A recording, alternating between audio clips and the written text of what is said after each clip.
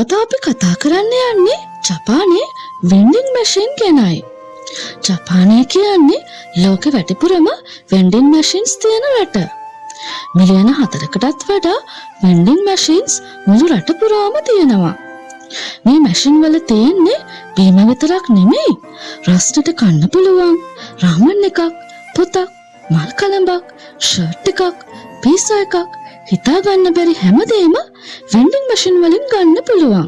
ඇයි ජපානයේ මෙච්චර වෙන්ඩින් මැෂින්? ජපාන් මිනිස්සු හරිම කාර්යබහුලයි. ඉක්මනට ඕන දෙයක් ගන්න මේක ලේසි. ජපානයේ අපරාධ අනුපාතය හරිම අඩුයි. ඒ නිසා වෙන්ඩින් මැෂින් එකක් තිබුණට කඩලා දාන්නේ නැහැ. ඉතින් ජපානෙ ගියොත් හැම මීටර 100කටම වෙන්ඩින් මැෂින් එකක් හම්බ වෙනවා.